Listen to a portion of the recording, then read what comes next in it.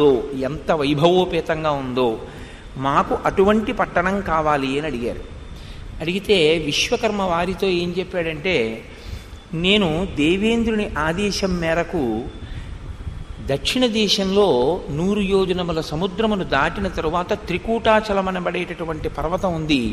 ఆ పర్వత శిఖరం మీద 30 యోజనముల వెడల్పు 100 యోజనముల పొడుగు కలిగినటువంటి ఒక అద్భుతమైన పట్టణాన్ని తయారు చేశాను.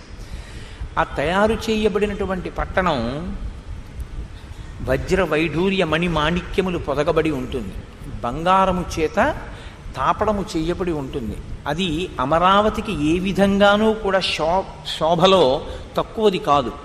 దేవేంద్రుడు కోరి కోరి తయారు చేయించుకున్న పట్టణం కాబట్టి అమరావతి తర్వాత అమరావతి లేదా అమరావతితో సమానమైనది. కాబట్టి మీరు అమరావతి వంటి పట్టణం కావాలంటున్నారు కాబట్టి మీరు ఆ త్రికూటాచలం మీద ఉన్నటువంటి కాంచనలంకలో వెళ్ళి ఉండండి అన్నాడు.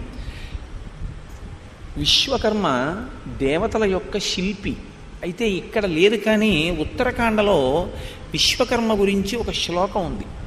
ఇప్పుడు నేను చెప్పిన సందర్భాన్ని అనుసరించి చెప్పినప్పుడే అక్కడ అవ్యయ అని ఒక విశేషణం వేశారు మహర్షి ఆయనకి. అవ్యయ అంటే ఆయన ఎప్పుడూ కూడా నశించేటటువంటి స్వభావము ఉన్నవాడు కాడు.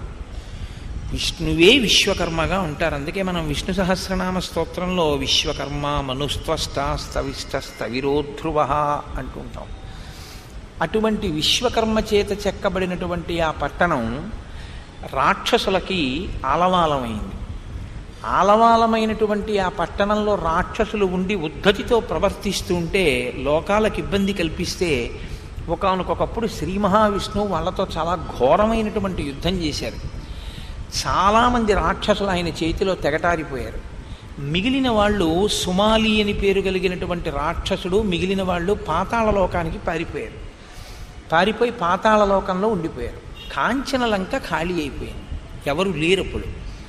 ఎవ్వరూ లేకుండా శూన్యంగా ఉండిపోయినటువంటి కాంచనలంక అంత వైభవోపేతమైన పట్టణమైన అసలు అక్కడ ఒక పట్టణం ఉందని, అక్కడ అంత గొప్ప గొప్ప హర్మ్యములు ఉన్నాయని, అంత గొప్ప